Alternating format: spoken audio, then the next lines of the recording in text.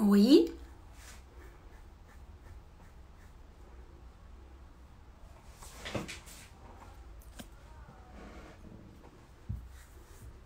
Esperar um pouquinho a doutora Débora entrar. Entrou.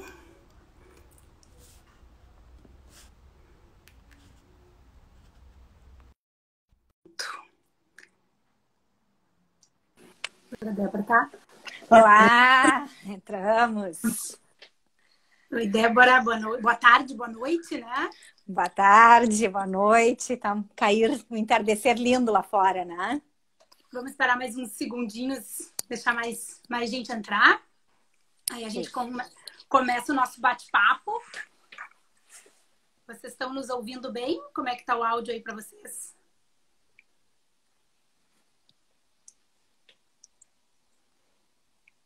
Não, o pessoal já está dando oi, acho que estão nos ouvindo bem. Isso aí.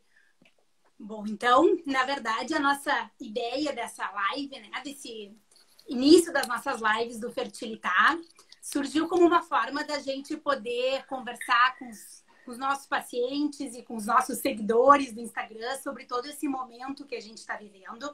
E a gente está começando essa série de lives hoje, então eu, Rafaela Petraco, que sou uma das ginecologistas do Fertilitar, junto com a doutora Débora Farinati, que é a nossa super psicóloga, para a gente conversar um pouquinho sobre esse momento que nós estamos vivendo, o que o Covid, o coronavírus, impacta nos nossos tratamentos de reprodução, na logística da clínica, no nosso dia a dia, e, consequentemente, todas as angústias, as ansiedades que vêm com isso, né?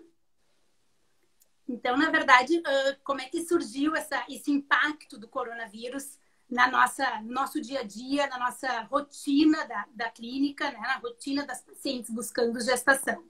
O grande problema que a gente tem é que a gente sabe muito pouco sobre o coronavírus, né? Tem até um meme desses de internet que diz que a gente está lidando com a medicina que tem, baseado no que se tem. A gente sabe muito pouco até hoje. É uma doença muito nova, um vírus muito novo, e que a cada dia nos mostra coisas diferentes e a gente vai aprendendo com tudo isso.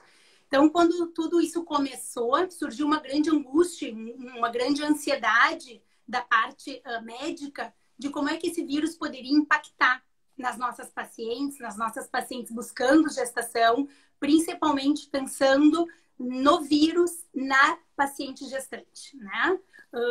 A gente tem experiência com outros vírus, com outras epidemias, com H1N1, com outro tipo de vírus que é o SARS-CoV-1, que tem um funcionamento parecido com o coronavírus atual. E esses vírus se mostraram muito mais agressivos em gestantes. Então, por isso que a gente começou a ter esse medo de como é que ia ser esse comportamento, de como é que esse vírus ia se apresentar nessas pacientes. E as sociedades internacionais, muito baseado no que estava acontecendo em outros lugares do mundo, começaram a recomendar que tratamentos não fossem feitos, que as pacientes evitassem gestar nesse momento, baseado no desconhecido. E junto com esse desconhecido veio, então, essa pausa abrupta nas nossas vidas, né? Não só dentro desse nosso contexto, dessas nossas buscas pela maternidade e pela paternidade, mas esse isolamento em que a gente se colocou. Junto com isso, veio o estar isolado, né? O quanto tudo isso impactou e o quanto fazer o tratamento neste momento nos tiraria do isolamento, né? Tanto os pacientes, quanto a equipe médica, quanto os funcionários, nossos colaboradores da clínica. E aí, então, se optou num primeiro momento em que a gente diminuísse ao máximo os tratamentos, que a gente diminuísse ao máximo a exposição dessas pacientes e a busca por gestação. Posso te interromper um pouquinho?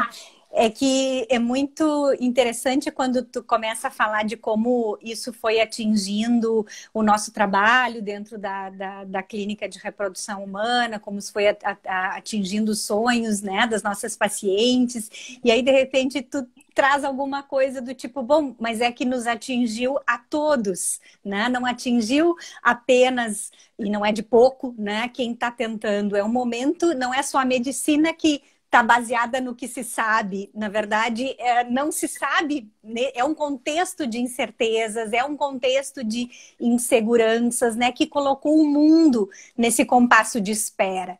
E o que a gente vem pensando muito é que para as nossas pacientes, essa espera já existia antes, né? Já existia uma espera, um sonho que já estava em compasso de espera, mesmo que estivessem buscando tratamento ativamente, mas era um sonho que já estava adiado. Então, além dessa angústia que acometeu a todos nós como coletivo, né? Humanos, como sociedade, futuro, com medo de como que a vida vai poder seguir. Tem se falado muito de que o mundo não vai, né, voltar a ser o mesmo. Sim, não vai voltar a ser o mesmo. Eu não sei se isso é ruim, tem tanta coisa que a gente tem que mudar para melhor nesse mundo, e talvez essa seja uma grande oportunidade, né, de reflexão a respeito das mudanças que a gente pode fazer. E acho que para as tentantes, né, para os nossos casais, para as nossas pacientes, para os nossos pacientes, né, homens, mulheres, esse adicional de angústia também vem em cima desse tempo que ficou interrogado. É um tempo que a gente não sabe bem qual vai ser. Claro, hoje a gente já tem um pouquinho mais de ideia sobre a abertura, sobre possibilidades de retomada, mas ainda se tem muito medo de retomar o contato, de que vai acontecer durante a gravidez. Então tem um desafio que é técnico e existe um desafio que é nosso como seres humanos, assim, o que a gente pode fazer nesse tempo, né? E eu tenho utilizado muito uma expressão que é como a gente transforma espera em esperança, né? O quanto a gente precisa nesse momento, e até a Sociedade Espanhola, tu me enviasse aquele linkzinho, eu fui dar uma olhada, né, o que o grupo de interesse da psicologia da Sociedade Espanhola estava dizendo, e eles utilizam, né, uma expressão assim como uma recomendação que a gente deveria converter o tempo de espera num tempo de plantio. Ou seja, né? Então, assim, é o tempo que a gente precisa, quem sabe, para colocar não só o nosso corpo em ordem, mas para colocar as nossas emoções, os nossos sentimentos também, né? Plantar algo para que a gente possa, ali adiante, né, realizar esse sonho. Mas isso não é fácil, né? A angústia aumenta, a ansiedade aumenta, as incertezas, o dia a dia, viver um dia de cada vez, isso é outra coisa que tem se falado muito, né? Então, acho que é um tempo, para pegar o gancho com o que tu falasse, assim, que atingiu a todos nós como seres humanos. Claro que vai ter a peculiaridade na vida de cada um, assim como vai ter a peculiaridade que a nós nos interessa muito poder ver como acolher, como ajudar, como amparar nesse momento, que é, né, que são as tentantes, que são as pessoas que estão aí, né, buscando esse projeto de filho. Algumas coisas da tua fala me fizeram pensar. Uma delas é o nosso vídeo, né? Que a gente postou essa semana no Instagram. Um vídeo de toda a equipe falando justamente isso. Vamos nos cuidar hoje para que a gente possa desfrutar de tudo isso amanhã. Eu acho que essa ansiedade, assim, falando de mim, né? Das nossas ansiedades, se a gente tivesse uma data para isso acabar, seria muito mais fácil. Disse, me digam que acaba em dezembro. Ok, eu vou focar, vamos até dezembro. Mas a gente não tem esse dia. Isso é uma grande pergunta que a gente ouve das pacientes, né? Bom, mas quando eu vou poder fazer? A gente não sabe. Então, a nossa recomendação... Hoje eu falei com 2 ou 3 pacientes no telefone justamente sobre isso. Eu disse, a recomendação que eu posso te dar hoje, dia 28 de abril, é hoje, baseado no hoje. Se daqui a 15 dias a gente vai poder manter essa recomendação, a gente não tem como saber. E essa angústia da incerteza, ela é muito difícil da gente administrar. Né? Então, a gente está assim, tem várias perguntas até que a gente recebeu essa semana, depois do anúncio da live, que a mais comum é como estão funcionando os tratamentos e quando a gente vai poder retomar. Então, a resposta é como estão funcionando. As recomendações que a gente tem hoje das sociedades internacionais e das sociedades brasileiras é de que a gente faça somente, eu digo até hoje, né, 28 de abril, que a gente faça somente os tratamentos daquelas pacientes em que o médico julgue que o tempo de espera seria fundamental na obtenção da gravidez, né? Então, pacientes oncológicas que vão começar um tratamento de quimioterapia, que realmente não podem esperar, ou pacientes que a gente julgue que não têm este tempo. Quem são essas pacientes? Elas têm que ser individualizadas, né? Não tem como eu aqui dizer para vocês um grupo de pacientes que iriam fazer o tratamento nesse momento. Mas, mesmo essas pacientes, se tem a recomendação de não realizar transferência embrionária. Então, fica a dúvida, né? O que que a gente faz? A gente estimula e não transfere, a gente estimula e transfere porque pensa que essa paciente não pode se beneficiar de um congelamento de embrião. Então, tem que ser casos realmente individualizados, cada paciente com o seu médico, determinando risco e benefício nesse momento. Independente disso, isso que a doutora Débora estava colocando, né? O quanto essa espera a gente pode tentar ver de uma outra forma. O quanto a gente pode se preparar porque vai vir logo mais e, consequentemente, aprender com tudo isso e tirar benefícios dessa espera, desse momento que a gente está vivendo.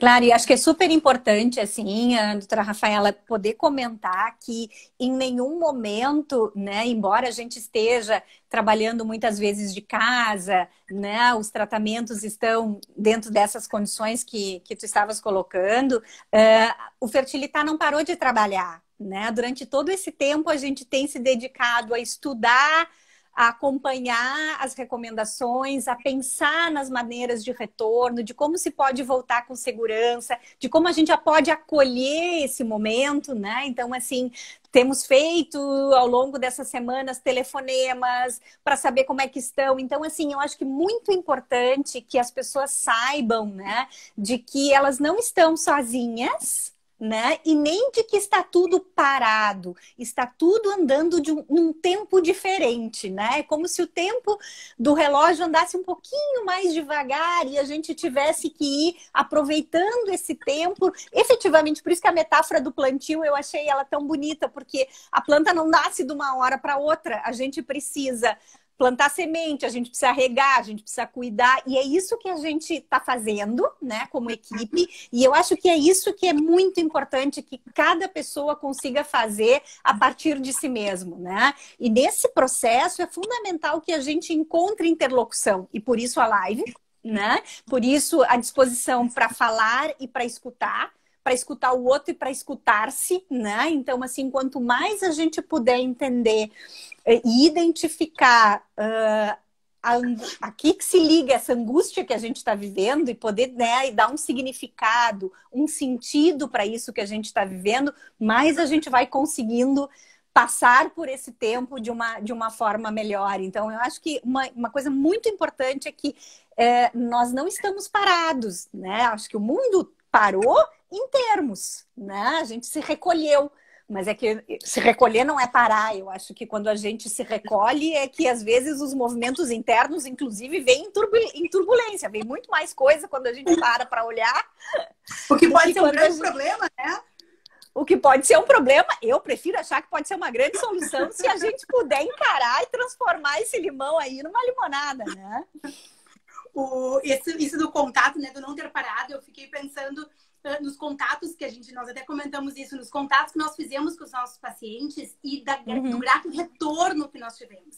Nós tivemos 2 semanas atrás uma reunião de equipe em que, e também um parênteses, né, nós também precisamos de um tempo para nos adaptar a tudo isso. Então, nós também não estávamos acostumados a fazer consulta, teleconsulta, consulta online. Como é que ia ser essa abordagem? Qual ia ser essa necessidade, né, de troca, de retorno? Então, também está sendo um aprendizado para nós, né? Então, esse tempo que levou para a gente entender tudo isso, a gente começou, então, a fazer esse contato com os pacientes de estamos aqui, estamos funcionando dessa forma, o nosso planejamento é esse. E a grata surpresa do retorno dos pacientes, né? De agradecimento, agradecendo essa acolhida, esse contato. E às vezes eu acho que até o próprio paciente se adaptando a isso tudo fica tão perdido que não sabe nem para onde ir. Porque às vezes tu lê uma resposta que diz, ai, que bom que tu me ligou, que bom que eu li o teu e-mail, e vem na cabeça, mas por que tu não ligou se tu precisava? Mas eu acho que às vezes passa isso pela cabeça. Isso. Né? A gente tá tão atrapalhado. E é bem importante isso, assim, porque eu tenho uma colega psicanalista que eu gosto muito, que nós, na nossa primeira reunião, então, virtual, né, da instituição que eu faço parte, que é a SIG, a Simone disse assim, esse é um momento difícil porque não existem nós e eles, somos todos nós, né? Então, todos nós estamos sendo impactados por tudo isso, porque às vezes fica essa fantasia de que o médico vai tá lá, né, super tranquilo, só parou para quem está tentando e quem está do outro lado não está passando por isso. Então, acho que quando tu trazes esse aspecto assim, sim, somos todos nós precisamos entender, nós precisamos também entender como isso está se passando dentro da gente, né, como equipe médica, entender as questões técnicas, científicas, né, isso é muito importante, mas também a esfera humana, né, e acho que esse é uma das coisas, assim, e ao longo desses 20 anos, cada vez eu fico mais feliz, né, com essa nossa equipe, que é uma equipe que se preocupa e que abre espaço para entender esse lado, né, junto com o rigor técnico e científico, com o lado humano. Então, assim, todos nós, né, precisamos aprender a lidar com esse momento, a conseguir dar destino para essas nossas angústias, para aí sim também poder voltar para aquele normal, não, talvez para um outro momento, né? Tem muita gente querida aí mandando mensagem para a gente,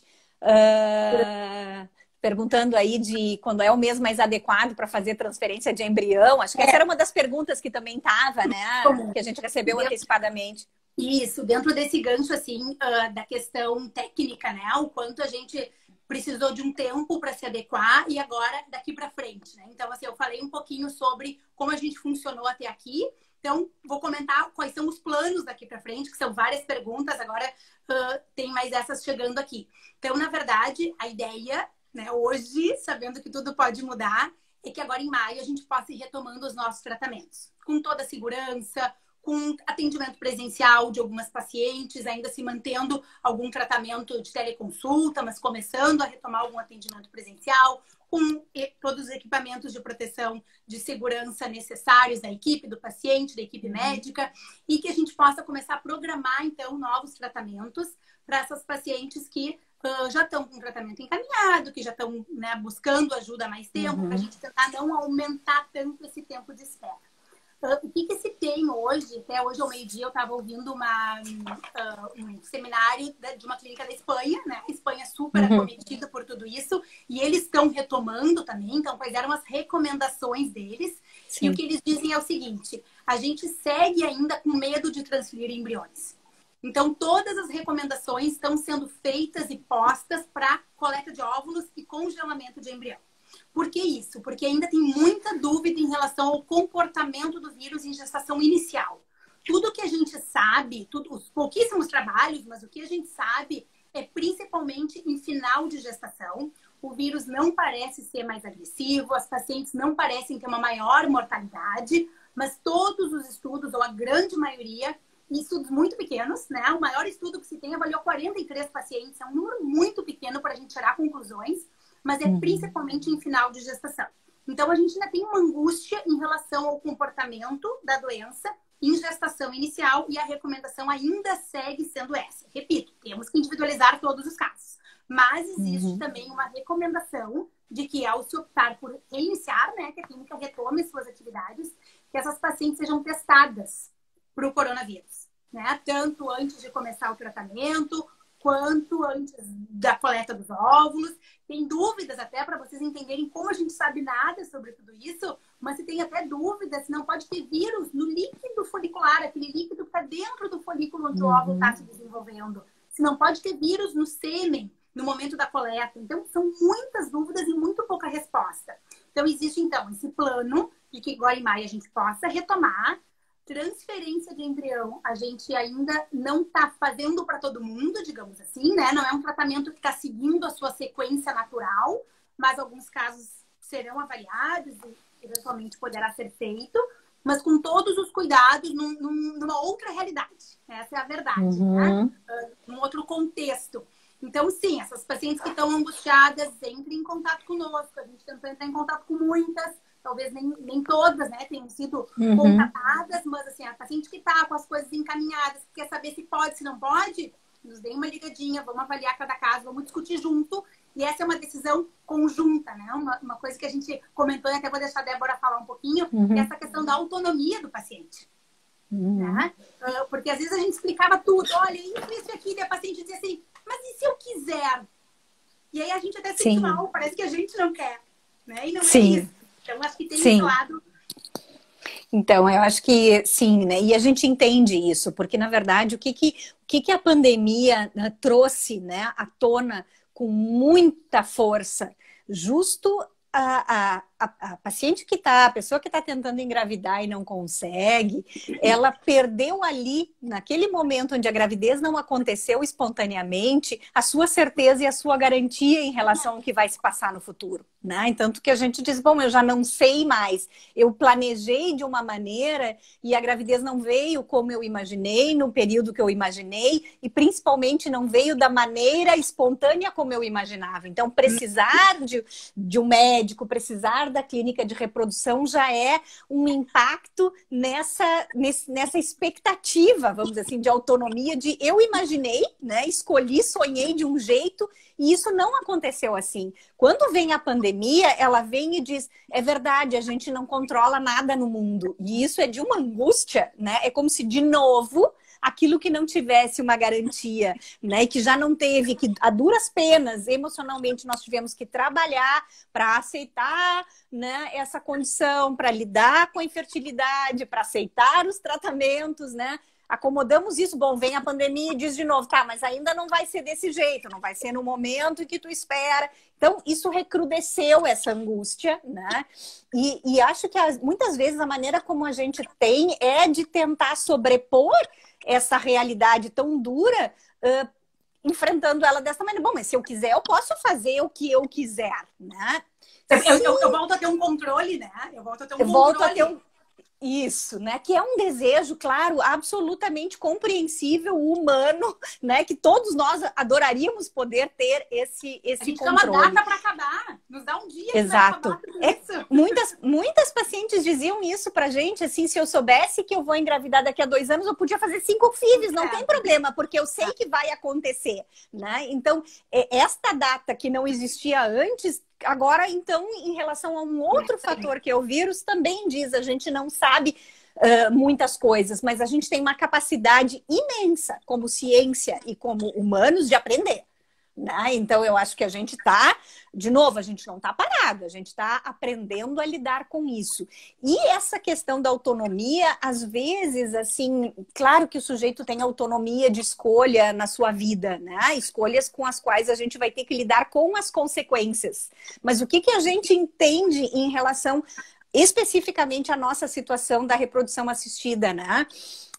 O quero porque quero muitas vezes vem de uma pessoa que está imersa em angústia. Se ela está imersa em angústia, às vezes a decisão, né? Quando a gente pensa em qualquer situação de vocês no dia a dia, quando a gente está muito angustiado, a nossa capacidade de fazer uma escolha boa, muitas vezes ela, né, fica interrogada, então fica questionada porque a gente está querendo terminar com o sofrimento. É isso que elas querem. Eu quero fazer o tratamento, quero engravidar e acabar com esse sofrimento. Isso é legítimo, né? Mas ao mesmo tempo a gente sabe que aí cabe quem está, né, de fora com responsabilidade ética com essas pessoas de poder mostrar, olha, é compreensível esse desejo, mas será que depois de viver tudo isso até agora, para buscar esse bebê, a gente vai arriscar, né? Justo, né? É diferente de uma condição que a gente não temos que fazer agora, porque não temos senão escolha. não temos escolha. Mas se é possível, né, adiar, como no nosso vídeo, um pouco mais, para a gente desfrutar ali adiante, né, com mais tranquilidade, às vezes é papel, sim, da equipe dizer, calma, né? Vamos esperar um pouco, porque a gente está, né, embora imerso nessa situação, nós não somos o casal, nós não somos a paciente. Então, nesse sentido, a gente voltou a ser nós e eles, e isso é importante, essa assimetria é importante para que a gente auxilie o casal, então, a poder tolerar essa angústia dessa espera, mais um pouquinho, né? Para que a gente possa oferecer, então, mais segurança e para que ela definitivamente desfrute, né? A gente sabe que o resultado de gravidez tão esperado, ele também vem com um certo receio no início. Posso acreditar? É de verdade mesmo? Será que tá tudo certo na primeira eco? Já existem ansiedades naturais. Imagina no meio disso tudo. Então, se a gente pensar por outro lado, também não é melhor a gente poder estar numa época que a gente pode desfrutar melhor? Sabe que eu disse isso muito para várias pacientes, né? De precisa. Essa era a pergunta, assim, dava toda a explicação. E aí eu perguntava no final, o que tu acha? Tu acha que precisa fazer agora, frente a tudo isso? E aí eu sempre me lembro de uma frase que a doutora Mariângela dizia diz muito para as pacientes no momento da transferência de embrião, sobre optar pelo número de embriões a transferir. E ela disse, se fosse em mim, se fosse na minha filha, na minha irmã, eu faria isso ou aquilo. E quando eu perguntava isso para as pacientes, precisa, era me colocando no lugar, né? Se fosse eu, neste momento, fazendo isso, o que eu faria? Então, a gente volta a ser nós. Né? Como eu me comportaria? Mas eu acho que é super importante, apareceram algumas perguntas aqui para tranquilizar as grávidas. Né? Porque a gente está falando em risco, e a gente vai deixar as gravidinhas que estão recém-grávidas desesperadas. E até agora alguém perguntou aqui, posso fazer em novembro? Será que já vai ser seguro? Então, gente, assim, ó, tudo isso são muitas dúvidas, mas tudo que a gente sabe até hoje, até o presente momento, é de que as gestantes não são uma população de maior risco. Se tranquilizem em relação a isso, tirem esse medo de dentro de vocês, porque não parece ter nenhum risco aumentado na gestante, seja gestação inicial, seja decorrer da gestação, seja lá no finalzinho, perto do nascimento. Então, fiquem muito tranquilas em relação a isso e curtam a gestação. Se aconteceu no meio da pandemia, eu brinquei com algumas pacientes, né, que tiveram resultado positivo no meio disso tudo. Alguma coisa boa tinha que aparecer. A gente não pode só achar que tá só vindo coisas ruins. Então, tá tendo HCG positivo, tá tendo eco inicial em que a gente tá tendo agora. Sim. A Letícia ali botou mãozinhas, né, rezando. A Letícia, nossa embriologista, que tá no finalzinho da gravidez. Então, tem muita gestante que tem que ficar tranquila em relação a isso e curtir esse momento como se não existisse nada lá fora, né? Esqueçam, abstraiam isso em relação ao medo, porque o medo também não é bom, não é um sentimento que vai nos agregar em nada, por mais que seja difícil, né? Mas mesmo assim, então fiquem tranquilas, que o que a gente sabe é que não parece ter maior risco para essas pacientes. Claro, a gente só está colocando isso naquelas situações onde a gente antecipadamente tem uma possibilidade de programar, de escolher o momento, né? De poder tolerar um pouco essa espera.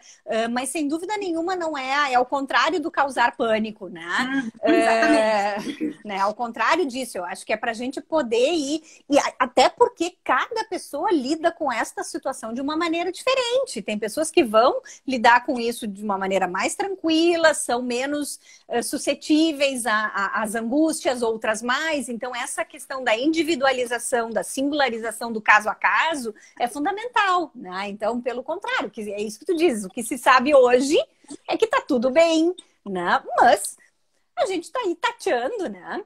Tanto que todas as recomendações, elas são baseadas em tratamento, né? Ninguém diz que as pacientes não podem engravidar nesse momento. Isso. Né? Vamos dizer, tem pacientes que não buscam ajuda, que não buscam clínica, que estão em casa tentando engravidar. Não existe nenhuma recomendação de que não se engravide nesse momento. Tudo isso que a gente está falando é na nossa realidade da clínica de reprodução.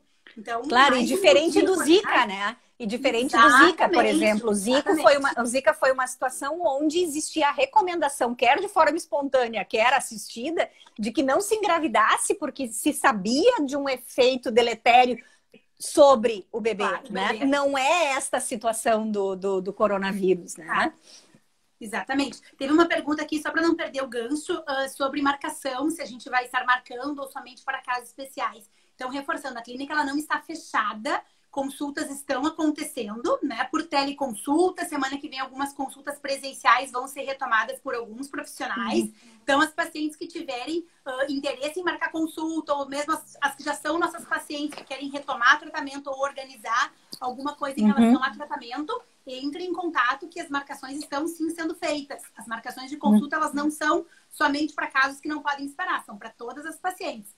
Isso está funcionando muito bem, né? É uma coisa curiosa, as coisas que a gente aprende, quanto a gente está aprendendo com a teleconsulta, quanto está se conseguindo dar andamento a tratamento. Eu atendi na semana passada um casal de Curitiba e eu ainda brinquei com eles. Falei, viu, não precisaram nem vir a Porto Alegre consulta. A gente acabou, então, fazendo uma teleconsulta e funciona. A gente consegue fazer toda uma primeira avaliação do casal. É evidente que vai haver uma consulta presencial, né? A gente não vai fazer tratamento à distância, mas esse início, essa largada, esse ponto de partida, ele está funcionando normalmente. Sim, e até complementando, assim, inclusive os atendimentos comigo, né?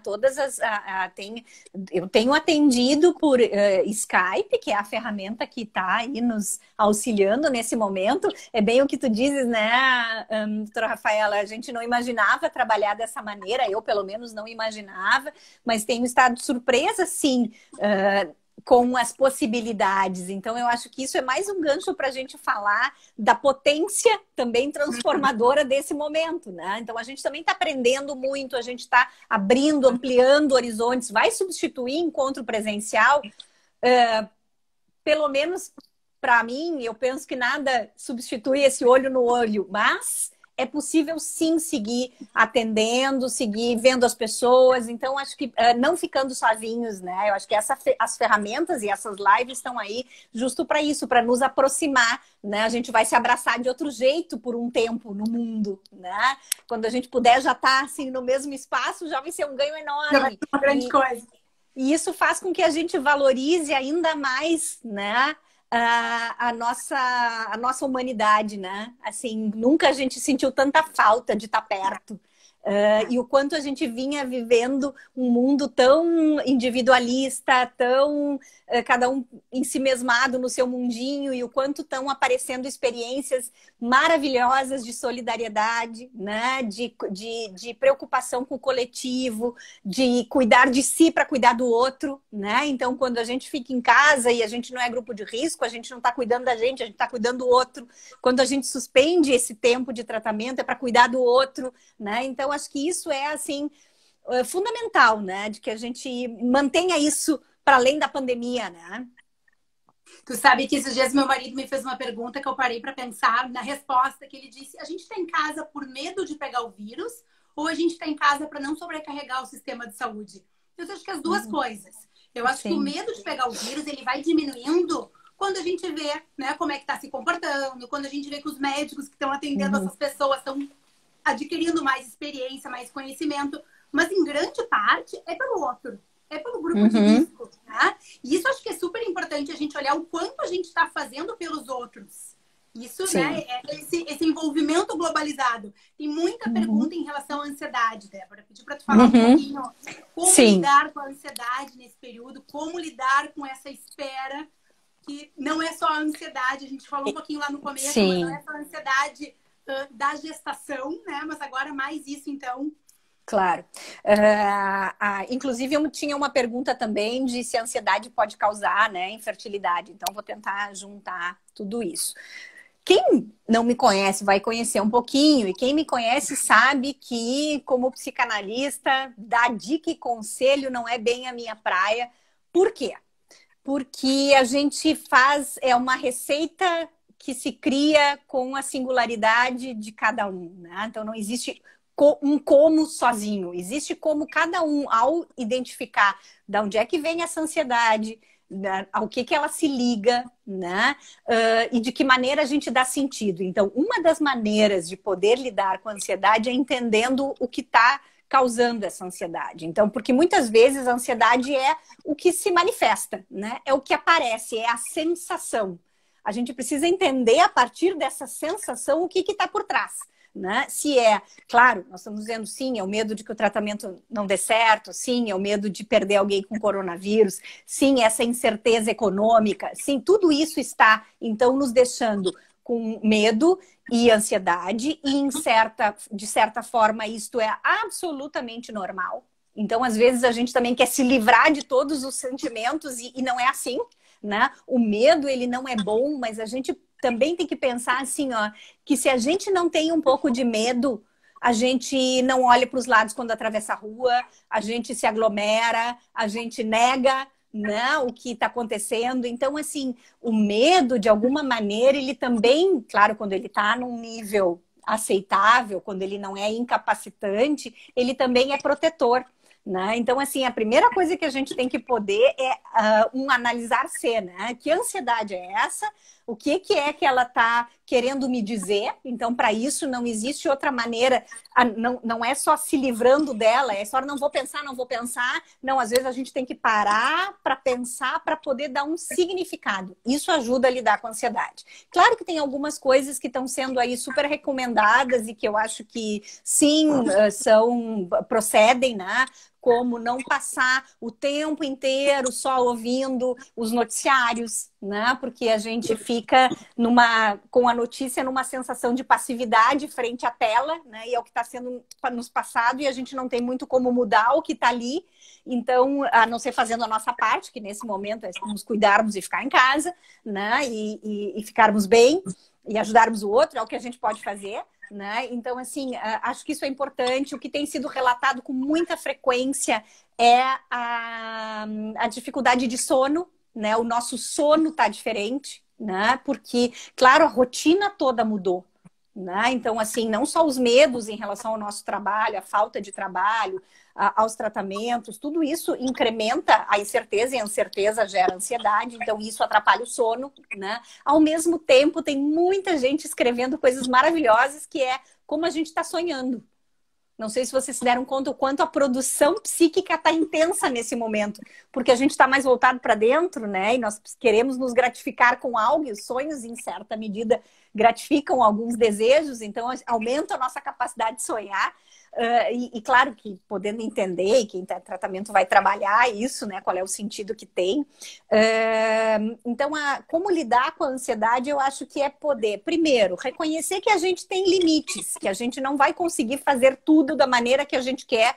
E isso também parece ruim, mas por outro lado é apaziguador. Quando a gente diz, bom, eu só posso até aqui, e isso não é pouco, né? Eu também não fico me cobrando e exigindo tanto de mim quanto do outro que eu vá além. E isso ajuda. Se nesse momento eu vou ter que descobrir uma maneira criativa de estar em casa, com leveza, com tranquilidade, tentando transformar esse momento num momento aprazível, ótimo. Se tiver momentos em que nós vamos conversar, chorar, ficar com medo, também temos que poder nos autorizar isso, né? Porque senão a gente entra numa exigência de que as pessoas têm que estar bem o tempo inteiro, estando há 5 semanas dentro de casa, com as crianças enlouquecidas, sem ver os amigos, né? Com medo dos pais longe, sentindo falta das pessoas. Então, assim, será que a gente tem como ficar como se nada tivesse acontecendo? Não, às vezes a gente também tem que poder dizer ok, às vezes a gente precisa dar uma chorada, uma pensada, conversar com alguém e isso vai auxiliar. Sem dúvida nenhuma, outra maneira, né, de lidar com a ansiedade, que é compreendendo o que está causando essa ansiedade, é buscar um espaço de escuta. Né? Então, assim, sejam bem-vindas as análises, as psicoterapias, assim como as conversas com os amigos, né? Mas acho que o espaço de escuta nesse momento ele é fundamental. E isso só para não... Débora, te cortando um pouquinho, mas isso da conversa que a gente perdeu os amigos. Psicoterapia é um capítulo à parte, né? Sim. Não estamos aqui para indicar, né, para ninguém nesse momento, mas essa conversa com os amigos a gente perdeu também. Então que a gente recupere. Que seja por um WhatsApp, por um FaceTime, por um Zoom, enfim, qualquer ferramenta dessas, mas que a gente recupere esse conversar, porque a gente perdeu isso. Claro. Então, acho que isso aliviar um pouco essa angústia dentro desse novo Sem contexto. dúvida. Sem dúvida. E só para finalizar a resposta da ansiedade, então, que a ansiedade pode causar infertilidade, né? Claro, eu brinco muito com as pacientes que se eu dissesse que as emoções não interferem no nosso organismo, eu tinha que rasgar todos os livros que eu estudei ao longo desses 20 anos, né? Eu entendo que nós somos uma coisa só, né? O nosso corpo interfere no nosso psiquismo, assim como o nosso psiquismo interfere no nosso corpo. Mas que a gente não entenda isso como uma relação de causa e efeito direta, né? Então, porque muitas vezes quando as questões emocionais elas são faladas, elas são trazidas muito mais, às vezes até numa perspectiva culpabilizadora, assim, eu já não estou conseguindo engravidar e ainda a ansiedade atrapalha. E como é que eu não vou ficar ansiosa passando por tudo isso? Então, eu acho que a gente tem que ter muito cuidado. Sim, a ansiedade interfere no nosso organismo. Ela sozinha vai causar isso? Eu acho que como ansiedade sozinha, não. Eu acredito que existam, sim, infertilidades que possam ter uma causa mais psíquica, né? Mas aí tá ligado a muitos outros conflitos muito mais profundos do que a ansiedade. Nenhuma pessoa engravidaria num tratamento de reprodução assistida se a ansiedade tornasse inoperante o processo, porque não existe passar por esse processo sem ansiedade. Sim, claro que tá. existem ansiedades e ansiedades incapacitantes, né? E essas ansiedades incapacitantes são aquelas que inviabilizam o nosso dia a dia. Ou seja, eu não consigo dormir, eu não consigo me alimentar, eu não consigo parar de pensar nisso. Então, nós já estamos num outro nível que já não é só, e de novo, não é de pouco, ansiedade. Então, assim, trabalhar menos com esse conceito de causa e efeito, né? Mas principalmente acolher essa ansiedade, tentar de novo dar sentido a ela, saber que em certa medida ela vai fazer parte, ela não precisa ser eliminada, ela talvez seja um pouco a baliza, né, de como eu estou nesse momento. Isso também é importante, porque às vezes quando a gente vê que está demais é a hora de pedir ajuda, né? Então, não se preocupem tanto com a causa, né? Se a ansiedade causa. Eu acho que é importante a gente saber assim, quanto melhor nós estivermos, melhor nós vamos estar para o nosso tratamento, melhor vai ser a nossa gestação. Então, a consequência, né, o bem-estar emocional vai com certeza influenciar, né, não só no resultado do meu tratamento, mas vai também influenciar em como eu vou poder tolerar o próprio processo de tentar. E eu acho que essa questão da ansiedade que a gente vê clinicamente, medicamente falando, né, não com essa visão e com esse conhecimento todo que tu tens em relação a isso, e que não existe, mesmo quem quer engravidar sem tratamento, um pouquinho de ansiedade. Todo mundo fica um pouquinho ansioso Sim. no momento que está buscando alguma coisa. E a gente tem uma ideia de que a gente vai engravidar no primeiro mês. Eu brinco, a gente para o anticoncepcional pensando no signo do nenê, porque a gente acha que a gente tem esse controle. Quando isso não acontece no primeiro mês, essa ansiedade ela vai surgindo aos poucos, e quando a gente chega no ponto de precisar ajuda, essa ansiedade ela é inerente a todo esse processo. Então, acho que a gente tem que ver isso muito. Eu lembro sempre, teve aquela reportagem do Fantástico, né? Não sei se vocês todos vão lembrar, sobre fertilização in vitro. E a apresentadora do Fantástico, ela diz num determinado programa que quando os médicos disseram que ela não tinha problema nenhum, aquilo foi um atestado de culpa. Isso. Se ela não tinha problema, então a culpa era dela que estava ansiosa. A gente não pode ver isso dessa forma. Ninguém tem culpa de nada nisso tudo, né? E mais ainda agora nessa situação.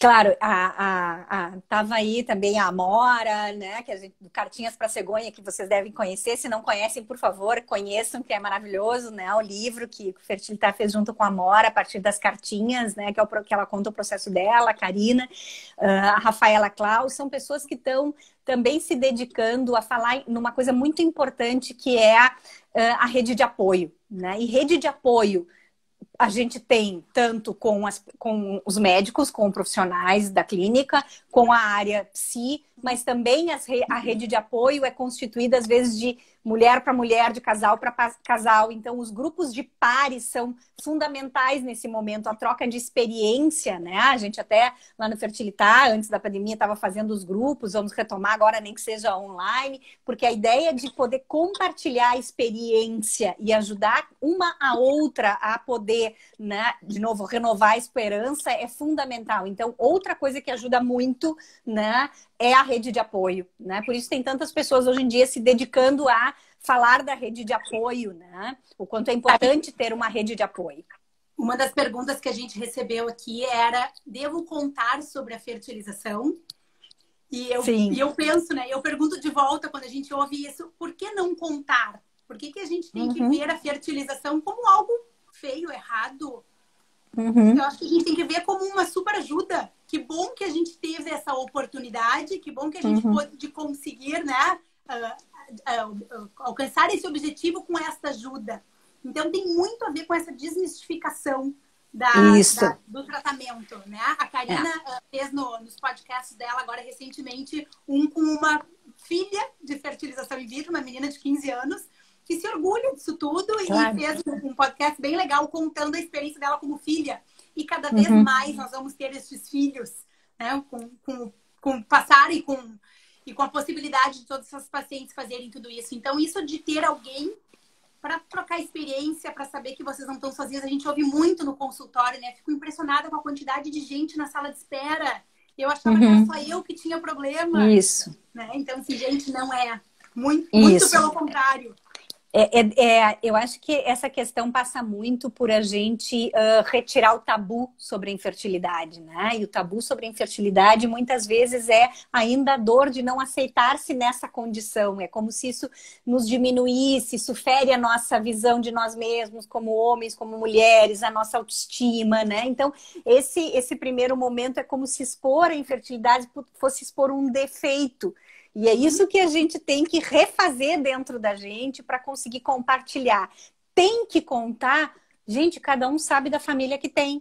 Para algumas famílias, contar não vai trazer apoio, vai trazer cobrança, vai trazer angústia. Então, não conta, né? Agora, se a gente não conta por tabu, aí o problema não está em como a família vai lidar, o problema é nosso. Nosso com a nossa infertilidade. Agora, se eu conheço, né, sei lá, minha família não lidaria bem, é muito religiosa, sei lá, é contra, ficariam muito preocupados, vão ficar me ligando 24 horas por dia.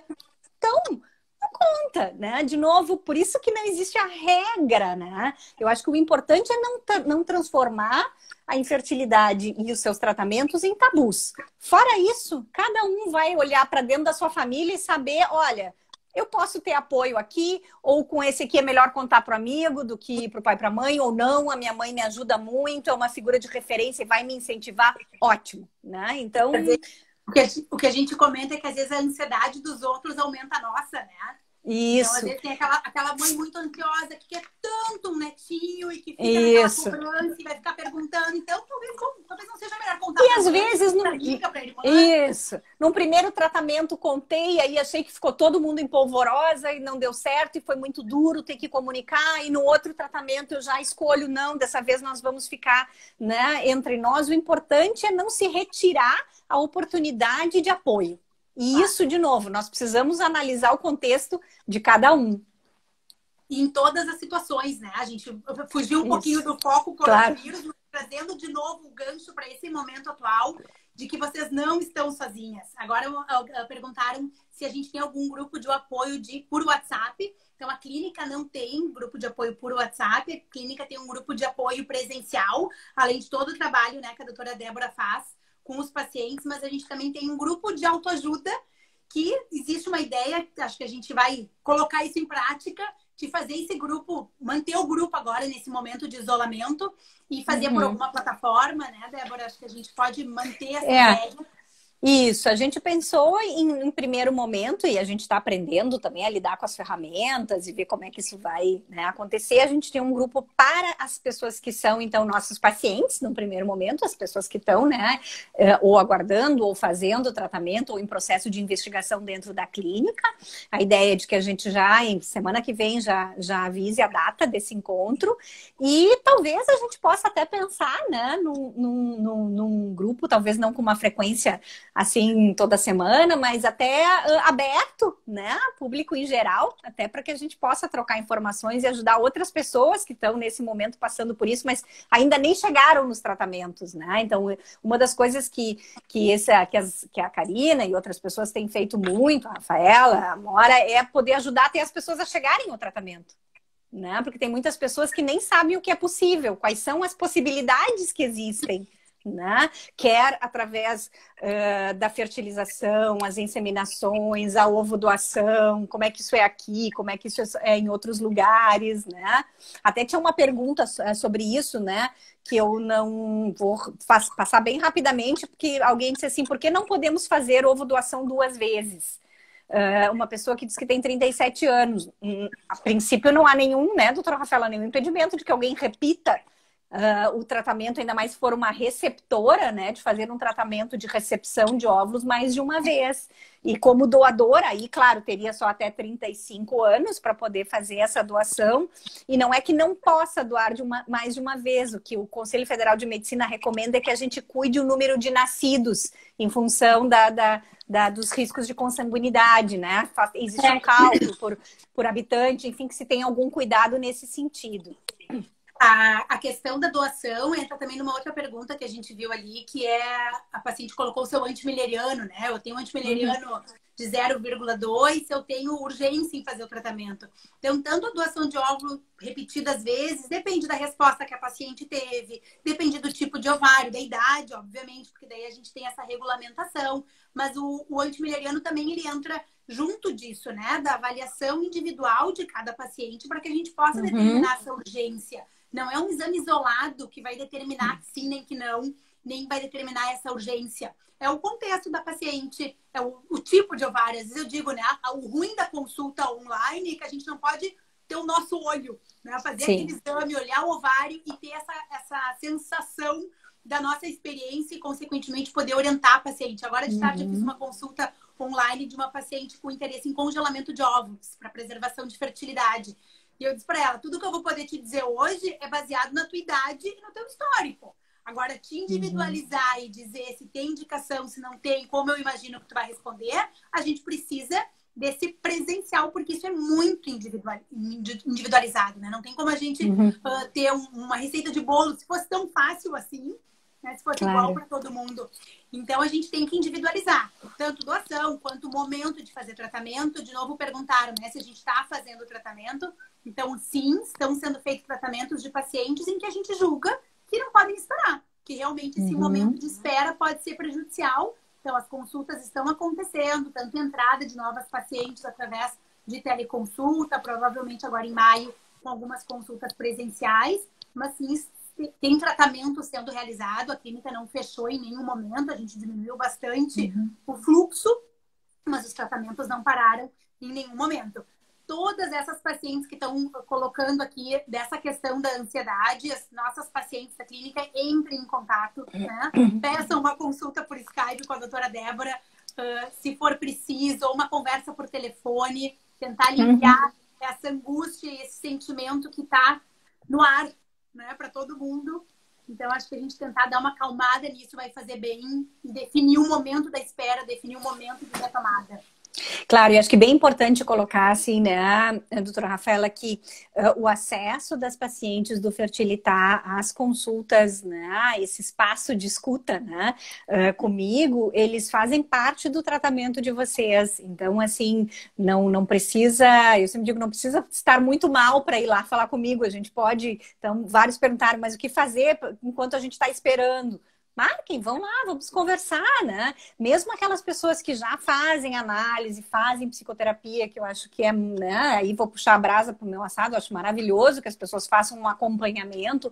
O nosso trabalho não exclui, né, quem já está em atendimento nos seus espaços particulares de análise ou de psicoterapia, vão encontrar, né, na clínica um outro cenário, assim, é uma escuta para esse momento, é trazer algumas questões que a gente também, a partir da experiência, né, desses anos todos, lidando com tantos casais que estão nessa busca. Então, às vezes, a gente levanta algumas questões que, inclusive, depois nas análises rendem muito, né, nos tratamentos individuais, porque a gente vai trazendo, às vezes, um olhar bem específico, né, não perdendo, sem dúvida nenhuma, as questões inconscientes, né, que estão em cada um, mas é um trabalho que se soma. E, às vezes, a gente vai para quer conversar uma vez, não quer um processo longo, não tem problema, nós vamos ter um espaço de escuta e de fala para aquele momento. Se quiser repetir, seguimos, se não, não. Então, assim, não deixem de contatar, eu tô lá 3 manhãs, né, à disposição, faz parte do tratamento de vocês, é só ligar e agendar. Por enquanto por Skype, mas depois a gente pode se conhecer. Eu não sei se eu já te contei isso, mas quando eu faço propaganda de ti para as pacientes, eu sempre digo, a ideia não é fazer terapia, porque seria inviável fazer, né, psicoterapia com todas as pacientes, tu unicamente, né? Sim. Mas a ideia é poder conversar sobre este momento que gera tantos sentimentos novos. Né? Eu digo, independente de todas as habilidades da doutora Débora como psicóloga, a conversa ela é agradável e a conversa ela traz muito ganho. Então, é conversar e aí definir a necessidade, né, de seguir, não seguir, eventualmente indicar um processo complementar a isso tudo, mas é poder aliviar. E acho que aliviar essa ansiedade, eu digo para minha terapeuta, nas minhas consultas por Skype, agora nesse momento de pandemia, parece que no dia da terapia eu saio mais leve, assim, deu, botou um pouco toda aquela angústia para fora e a gente ganha um gás para seguir a semana. É porque independente, né, como a gente Claro. falou, independente desse processo que aumenta essa ansiedade, todos nós estamos vivendo um momento de Sim. ansiedade pela situação Sim. atual. E não deixem de procurar, além, né, da parte emocional, mas não deixem de contatar o seu médico, né? Não é porque tem que esperar que a gente tem que perder o contato. Às vezes essa sensação de estar de falta de contato parece que sumiram, né? Que a gente está no ar. Não, às vezes a gente manda um e-mail, se precisa conversar, telefona, deixa um recado, a gente vai entrar em contato, o médico vai entrar em contato, isso vai preparando de novo. Esse é o momento do plantio. A gente pode sim tornar esse momento um momento extremamente fértil, né? A gente pode estar num dos raros momentos em que a gente está tendo tempo para se preparar. Porque muitas vezes dentro dos tratamentos as coisas vão emendando uma na outra e a gente não tem tempo para esperar, tempo para cicatrizar uma ferida de uma fertilização que não deu certo, né? Então, assim, porque, bom, já estamos em processo da outra, então vamos aproveitar esse tempo efetivamente para poder trabalhar internamente, se preparar tanto as questões clínicas, né? Existem, às vezes, exames que podem começar a ser feitos, né? E começar a pensar em qual tratamento, quanto a questão do preparo emocional. E às vezes eu acho que essa ansiedade que a gente fica de fazer de novo, né? Já posso fazer de novo? Já posso? Alguém me perguntou aqui, então a gente só não está indicando transferir embriões? Sim, neste momento a indicação principal é que a gente não faça transferências por causa de todas essas incertezas. Mas todo o planejamento ele pode acontecer. E nas pacientes que estão programando uma segunda tentativa, uma segunda transferência, às vezes essa ansiedade do fazer colocar os pés pelas mãos, né? Porque a gente fica naquela coisa, eu preciso tentar de novo, eu preciso tentar de novo. Às vezes, bom, vamos ver isso então como uma coisa boa, né? O mundo nos botou um stop, vamos parar, vamos respirar, vamos ver o que nós podemos fazer de diferente, o que a gente pode avaliar do que aconteceu até aqui, para que o resultado da segunda tentativa seja outro, que é o que a gente mais quer, né? A gente possa ter esse espaço de reflexão. Isso, né? Tem várias pessoas falando assim que não contaram em função ainda na pergunta do contar ou não contar, né? Porque se sentem muito cobrados e às vezes não é. Existe a cobrança, sim, social, é verdade, existe uma cobrança, mas muitas vezes também o que a expectativa das pessoas que nos conhecem, dos pais, da família, é sentida por nós mesmos como cobrança, porque a gente também está se cobrando, né? Como se a gente tivesse não só frustrado com o próprio projeto, mas como se a gente estivesse frustrando os nossos pais. Então, por isso que para muitos esse manter o silêncio, como alguém falou aqui, acaba sendo uma escolha no sentido de amenizar. Então, tá tudo certo, né? O que volto a enfatizar o que a doutora Rafaela comentou antes, assim, o que a gente tem que conseguir diferenciar é de que esse não contar não tenha, seja por um bem-estar, porque isso vai ajudar a lidar melhor, né? Mas que não seja por um tabu, né? Por uma vergonha, né? Ainda hoje, século XXI, né? 2020, ainda as pessoas se envergonham, né, desse diagnóstico. Né? Como se realmente fosse um defeito, né? E não como algo que, enfim, pode acometer a qualquer um e que ninguém é menos. Eu costumo dizer isso sempre: ninguém é mais nem menos do que ninguém. Cada um tem a sua jornada, a jornada é sempre diferente, é única, né? Ninguém vai ser menos homem nem menos mulher porque está tendo uma dificuldade para engravidar. Né? E isso, num primeiro momento, parece óbvio, mas não é. Várias mulheres referem muito esse sentimento do defeito, né? Da incompletude. A gente está falando muito sobre esse preparo psicológico, mas está aparecendo perguntas aqui, já tinham surgido antes, do preparo do corpo, né? O que a gente pode fazer nesse período? Então, na verdade, a gente tem que ter muito claro, eu brinquei antes, não existe receita de bolo. Não dá para simplesmente sugerir suplementar qualquer coisa, tomar essa ou aquela vitamina. Existem várias suplementações que podem ser importantes para essa fase. É importante a gente atentar para o quanto a gente está dentro de casa, para o quanto a gente está se expondo menos ao sol, questão da vitamina D, que é tão discutida atualmente. Então, na verdade, tem que conversar com o seu médico para a gente entender quais são as necessidades de cada indivíduo nesse momento. Mas é evidente que tem, sim, coisas que a gente pode fazer nesse período para se preparar melhor fisicamente e deixar o nosso corpo mais pronto para uma segunda tentativa, ou para uma primeira tentativa, enfim, ou para engravidar, seja como for. Né? Então, não só tudo isso da cabeça para a gente cuidar, para a gente preparar, mas também a gente pode cuidar um pouquinho do corpo nesse período e olhar esse tempo para isso. A gente tem mais um minutinho aqui antes que o Instagram nos derrube. Isso. Eu queria dizer que terça-feira da semana que vem a gente vai ter a nossa segunda live, que vai ser com a doutora Christine Hickman, uma embriologista do Reino Unido, que vai falar sobre o embryoscope, o time-lapse, né? A estufa de cultivo embrionário, junto com o Dr. Ricardo Azambujo, nosso embriologista. Então, todos vocês estão convidados para participar, para entender um pouquinho mais dessa tecnologia que o Fertilidade dispõe para as nossas pacientes. Agradecer a todas essas queridas pacientes que nos mandaram coraçõezinhos, beijinhos, né? Elogios, e também as que não são nossas pacientes pela oportunidade de conversar com vocês. Qualquer dúvida que tenha surgido a partir daqui que a gente não possa ter podido responder, mandem um e-mail da clínica, entrem em contato, que a gente está à disposição. Débora, obrigada por essa oportunidade. Eu que agradeço. E só para um recadinho final, voltar à frase, né? Tá quase frase assim que a gente tem que